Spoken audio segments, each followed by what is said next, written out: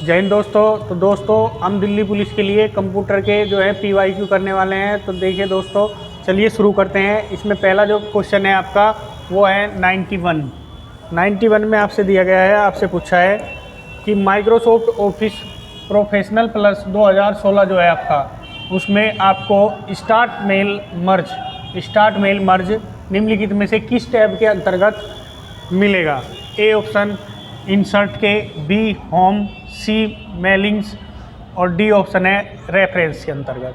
तो दोस्तों जो ये है आपका, इसका राइट आंसर है ऑप्शन नंबर सी, मेलिंग्स के अंतर्गत आपको जो है माइक्रोसॉफ्ट ऑफिस प्रोविजनल प्लस जो आपका 2016 है, इसमें जो है आपको ये किसके अंतर्गत मिलता है? मेलिंग्स के अंतर्गत। आपसे पूछा है कि माइक्रोसॉफ्ट ऑफिस 2016 में मेल मर्ज तक पहुंचने के लिए एक डॉक्यूमेंट खोलकर मेलिंग टैब पर जब जाएंगे आप, तो स्टार्ट मेजर्स पर क्लिक करके आप वहाँ पे जो है मेलिंग्स में देख लेते हैं। नेक्स्ट क्वेश्चन पर चलते हैं। 92 क्वेश्चन में है, आपसे पूछा गया है कि MS एक्सेल 2010 में स्प्रेडशीट में सेल की पंक्तियों रो की ऊंचाई के संबंध में निम्नलिखित में से कौन सा कथन सही है?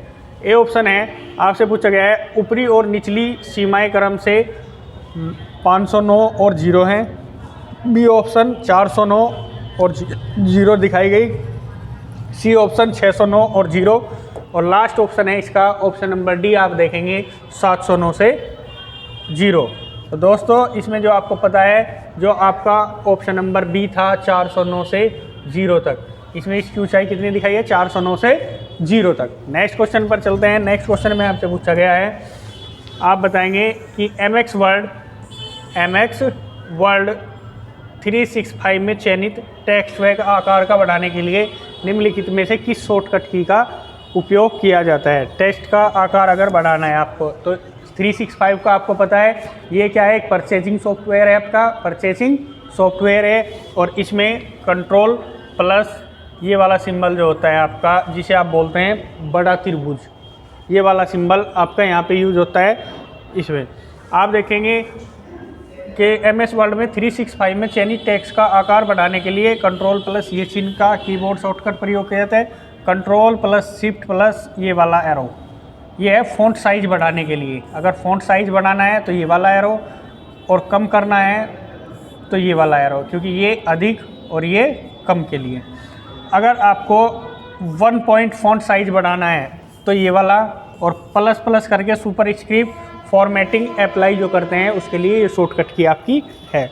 नेक्स्ट चल देते हैं 94।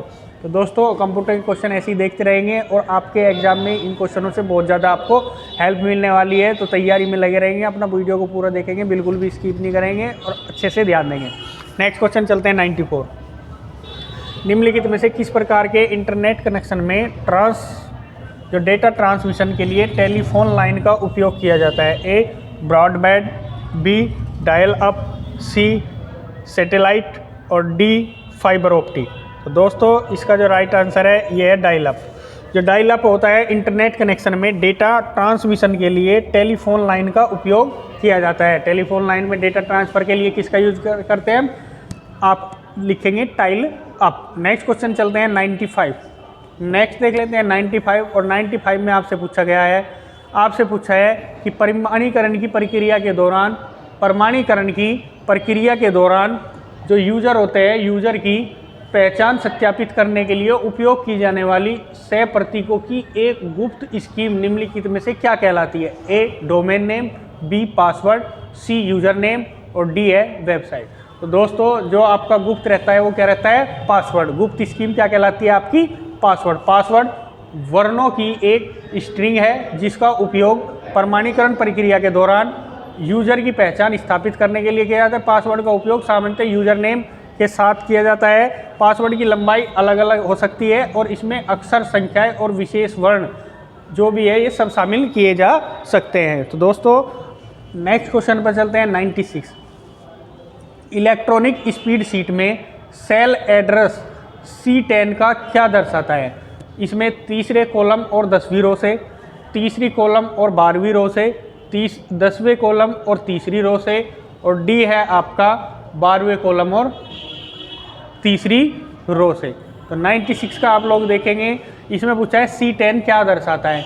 तो दोस्तों C10 का आप सभी को पता है, C10 में क्या दर्शाया जाता है, आपका जो ऑप्शन नंबर ए था, C10 में ऑप्शन नंबर ए इलेक्ट्रॉनिक स्प्रेडशीट में कॉलम को अल्फ़ाबेट से, जो कॉलम होती है आपकी वो अल्फ़ाबेट से और आपकी रो को नंबर से।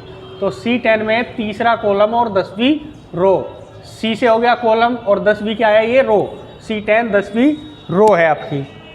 नेक्स्ट चलते हैं 97।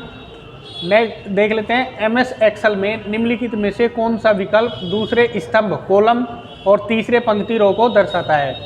MS एक्सेल में देखेंगे तो इसमें दोस्तों आप देखेंगे तीसरा स्तंभ, निम्नलिखित में से कौन सा विकल्प दूसरा स्तंभ, दूसरे स्तंभ के लिए जो कॉलम के लिए B और तीसरी पंक्ति के लिए रो के लिए B3। MS एक्सेल में B3 सेल एड्रेस दूसरे कॉलम का और तीसरा रो का सही सेल एड्रेस है। दोस्तों ऐसे क्वेश्चन में बने रहेंगे, यही क्वेश्चन आपके आने वाले एग्जाम में जो 18 तारीख से आपके दिल्ली पुलिस के होंगे उनमें दिखाई देंगे। तो दोस्तों ऐसे ही क्वेश्चनों पर प्यार बनाए रखें, वीडियो को पूरा देखें और हमारा चैनल स्टडी विद गौरव गोस्वामी को सब्सक्राइब कर लें, आपको इनसे बहुत ज़्यादा ही हेल्प मिलेगी। आप हमारा चैनल यूट्यूब पर सर्च करेंगे स्टडी विद गौरव गोस्वामी के नाम से तो आपको दिखाई देगा। नेक्स्ट क्वेश्चन पर चलते हैं। नेक्स्ट है 98 है MX वर्ड 365, MX वर्ड 365 में निम्नलिखित में से कौन सा संरेखण अलाइनमेंट आपके टेक्स्ट को पैराग्राफ के दोनों और बराबर किनारों देगा और आपको टेक्स्ट की प्रत्येक पंक्ति को बाएं और दाएं मार्जिन करने तक विस्तारित करेगा। A option justify, B centre, C left alignments और डी राइट अलाइनमेंट्स। तो 98 का राइट ऑप्शन है ऑप्शन नंबर ए जस्टिफाई। ये हमने परसों जो ऑफलाइन क्लास थी आपकी कंप्यूटर की, तो उसमें भी मैंने आपको बताया था जस्टिफाई का क्या मतलब होता है। 365 में जस्टिफाई का मतलब, जब टेक्स्ट को जस्टिफाई करते हैं तो शब्दों के बीच स्पेस जोड़ा जाता है और प्रत्येक पंक्ति के दोनों किनारे मार्जिन कर दिए जाते हैं। पैराग्राफ की आखिरी पंक्ति जो है आपकी बाईं तरफ को चली जाती है। पैराग्राफ में जस्टिफाई का अलाइनमेंट का यूज करना, पैराग्राफ में कहाँ पर जस्टिफाई करना है, क्लिक करेंगे उस पर। क्लिक करने के बाद में जस्टिफाई को टैब को आप टेक्स्ट पर क्लिक करके दिखाई देगा। नेक्स्ट क्वेश्चन 99, MX एक्सेल में 365 में एक नए खाली डॉक्यूमेंट खोलने के लिए निम्नलिखित में से किस कीबोर्ड या शॉर्टकट की का उपयोग किया जाता है। Ctrl+O, Ctrl+N, Shift+O, Alt+O। तो इसका राइट आंसर है न्यू खोलने के लिए Ctrl+N। 365 में नए या खाली ब्लैंक डॉक्यूमेंट को खोलने के लिए Ctrl+N कीबोर्ड का प्रयोग किया जाता है। Ctrl+O के लिए ओपन डॉक्यूमेंट का यूज किया जाता है। ये आपकी शॉर्टकट की है। तो दोस्तों शॉर्टकट की भी याद कर लेंगे, 1 से 2 क्वेश्चन आपके हर एग्जाम में पूछा जाएगा दिल्ली पुलिस में, तो ये भी आप ध्यान रखेंगे। नेक्स्ट क्वेश्चन देख लेते हैं। नेक्स्ट क्वेश्चन है आपका लास्ट क्वेश्चन है आज का, यह है MX वर्ड 365, MX वर्ड 365 की पैराग्राफ फॉर्मेटिंग के, जो आपकी पैराग्राफ फॉर्मेटिंग होती है उसमें आपसे पूछा गया है कि निम्नलिखित में से कौन सा ऑप्शन मौजूदा होता है।